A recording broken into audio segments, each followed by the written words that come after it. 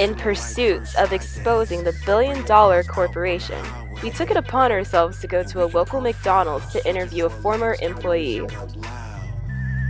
If you really on the hype, come through. We could go out tonight. We could ride through the streets. I gotta keep a gun on the seat. Gotta keep it on me like a Motorola. What's the hold up? What's the hold up? Alright, we're out here at McDonald's, Mary Boulevard, Syracuse, New York. Beautiful 30 degrees. It's a perfect day for a strawberry milkshake and to expose McDonald's. The first thing we noticed was how upscale the inside of the McDonald's was. We took note of how McDonald's is trying to spice up their image to the general public by utilizing more advanced technology in the restaurant, along with renovating the actual space with a more sleek, modern, and simplistic design.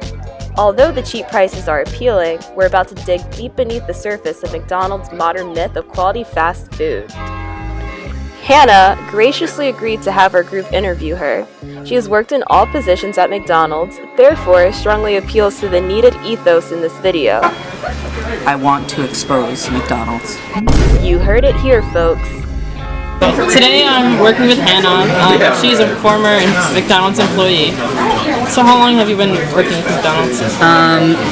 I've been working at McDonald's for I think 3 years now, on and off. So basically I work 3 months or 1 month at a time on summer and winter breaks. So is there like any weird order that you've had? I think the weirdest order is something that a lot of people know as the McGangbang. It's kind of a street thing that takes the McDouble and the McChicken and it puts it together. But a lot of people don't know. Yeah, thank you so much. Thank you. They're free. So why did McDonald's come over here and just give us free Shamrock shakes? So what we're supposed to do is we're actually supposed to throw these in the waste if extra are made. So basically what happens is there's miscommunication between the crew. Somebody already made it, someone else made it again, and again we're supposed to throw it in waste and account for it, but usually what we do, because this is hard to account for and makes a huge mess, we just give it out to customers.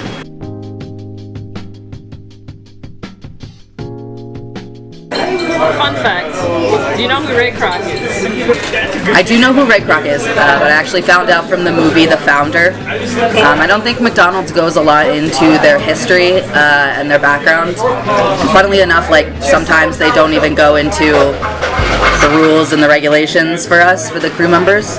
When I was hired, I never filled out a work form. I never had proper video training. Basically what happens is you're supposed to sit in a room for 8 hours and watch instructional videos on how to basically do your job, and that was never even offered to me. Instead they sent me out first thing and got me working, which is completely against policy and code. So I think McDonald's doesn't do a great job of going into their background when they can't even go into their own policies. So, we kind of heard about food being dropped in the kitchen.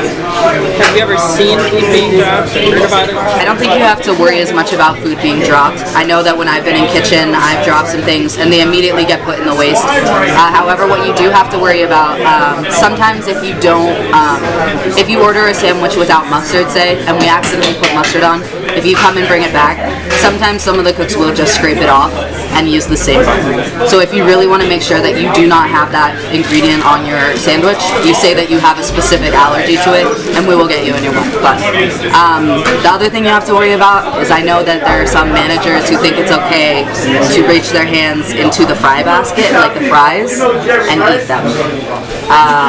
It's a little gross, a lot gross. Okay, so the next question. I have a question. So, when I was looking through the menu, I noticed that the only options readily available were large and extra large. Is there a reason that the smaller sizes weren't marketed as prevalently? I know that at our store, we actually don't even have a small size meal. I know at places like Burger King you can get small size meals, but here at McDonald's you cannot. And we are actually encouraged to upsell to a larger size.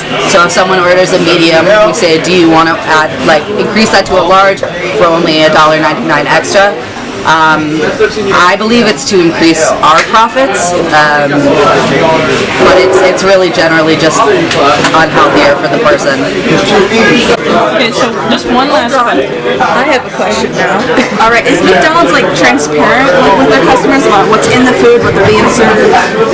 I think for the most part they are transparent. I know that there's always the concern about fillers and whether or not we actually use 100% white meat. Based on my knowledge, we do use 100% white meat. I'm not sure about the fillers, but then again, I'm only a crew member. I'm not going to be told whether or not there's actual fillers in this.